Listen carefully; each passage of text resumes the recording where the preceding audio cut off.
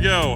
So, my name is Brian Snyder. Today I'm going to be taking you through from garages, home PCs, all the way up into the current technology and potential future technology on what's to come. Take a sneak peek at what might be next. So I started Bitcoin mining back in 2012, a little bit of a while ago. I basically started out towards the end of the GPU phase out FPGAs and ASICs. So, run you through here. So, before my time, even in 2009, 2010, Bitcoin protocol came out. And, you know, no special software, hardware, whatever was, well, software was, hardware wasn't required. And so, you could do this on your PC, on your laptop, anywhere. You know, Bitcoin had no value. Nothing was going in. You're talking 20 kilohash a second, which is nothing. Now, very soon after this, by even the end of 2010 to into 2011, GPU mining came out, which GPUs are far more effective than ASICs in terms of, even on the Bitcoin protocol. Far more scalable. You can see in the photo here, I've actually got people that ended up doing egg crates, GPUs, if you guys have ever seen those before. And just, you know, really DIY projects at the house. That was really kind of the current craze of the GPU mining days. FPGAs came along right after that. About in 2011, they were much more power efficient than GPUs, but they were very, very short-lived. FPGAs did not exist for long. If any of you guys know your history, those are actually Butterfly Labs FPGAs, and they look very, very similar, but they're not the exact same as the FPGA or the original Butterfly Labs ASICs that have a very similar LCD panel. But much more power efficient, but pretty expensive to do. And after that, we roll back into by September, we're talking about ASICs. And really ASICs have come and they've stayed and they've dominated. So in our industry now, as we know, Bitcoin mining, talking ASICs, 200 times more powerful than GPUs in general. And we're talking measured in gigahashes, right? Or tera, peta, exa on the network these days. But these things were measured in gigahashes, which meant the network was now being measured in terahashes to several petahashes. Now, when this happened, infrastructure started to change. Money was coming into the markets, and people were looking for larger scale deployments and how to maximize revenues and returns. So one of my favorite, episodes or stories is back in the old days in Phoenix, we were running around looking at office spaces as opposed to commercial properties. And the reason why is we were out there looking for office spaces with all included power costs, right? So we would go in and actually go to the breaker panel, with the agent and start counting the number of breakers. Because we were trying to figure out how many ASICs, how many miners we could actually get into that space. So that worked for about 2 to 3 months, and then they'd kick us out and we go to the next one.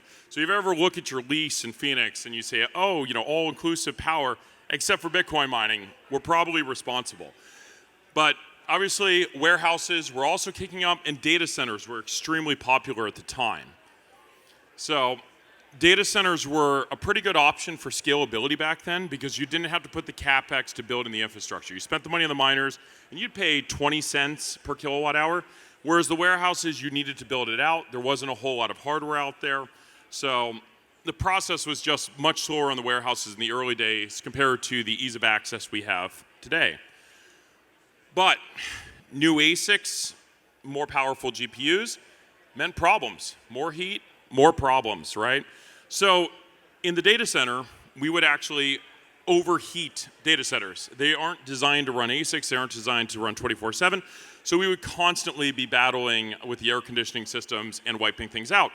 And so what we had to do was look at ways of containing. This is kind of an interesting, creative way that we actually created rack mount shelving units for S9s, or I believe S9s or S3s at the time, and we deployed those in data center facilities.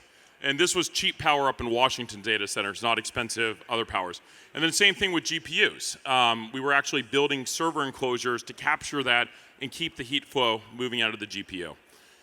Now, in this time frame, when you're talking 2015, 2016 time frame, everybody started really going into purpose-built facilities, right?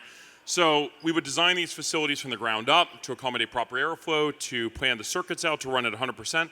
And these are some pictures of one of the builds that we did up in Washington starting in about 2016.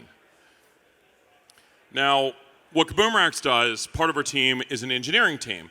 And we like to map and plan everything out. So right in here, you're actually seeing a real facility that we designed from the ground up. And we modeled it all in 3D, both sides, air and immersion.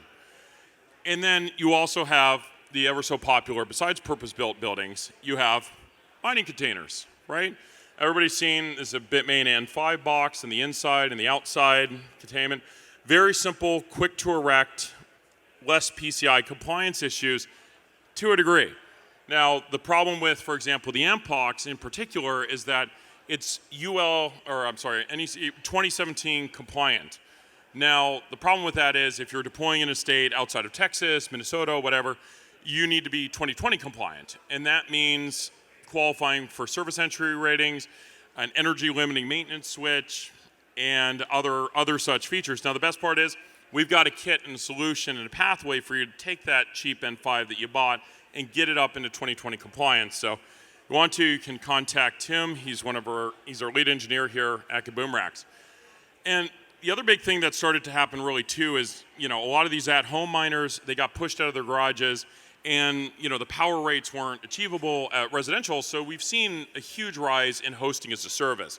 So mining operation centers are all managed. You don't hear the noise. Your wife doesn't hate you because you're running an ASIC in the garage and it's 200 degrees.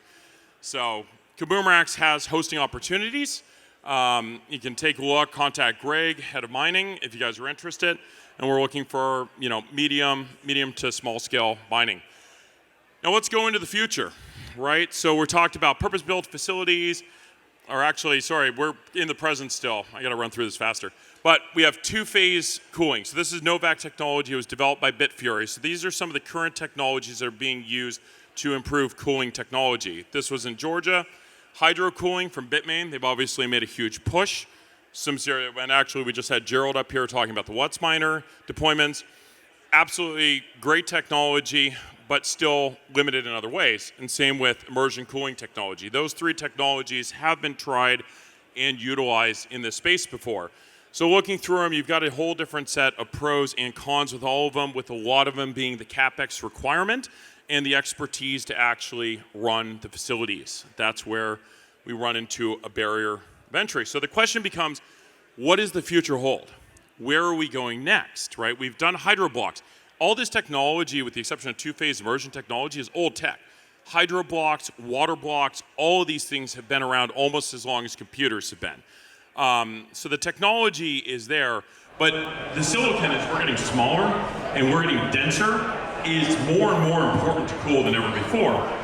So what's out there, right? I'm not sure if you guys have ever heard of this technology before. It's kind of interesting. It's active cooling innovation.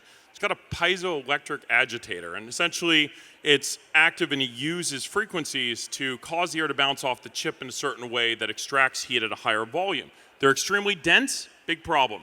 Extremely expensive, not practical for ASIC mining. And this is actually kind of a world's first announcement. Kaboom has been partnering with a company called Force Physics to help adapt the force physics technology into ASIC mining technology. So on the left here is a traditional heatsink, and on the other side here is the microchannel array. And to give you an idea, that's a huge heatsink, and it can do about 1.9 watts per centimeter squared. These arrays can do close to 31 watts per centimeter squared. So you're looking at a magnitude of cooling potential, almost 20x that of traditional technologies. So one cool thing is these guys have been coming into the server space before. They've built practical applications for edge cases like 5G cell phone towers, that sort of thing. And here's the announcement. So actually over at our booth here, you can see this machine. This machine is the world's first ASIC modified with the Force Joule technology, and we operated this thing in Phoenix, Arizona.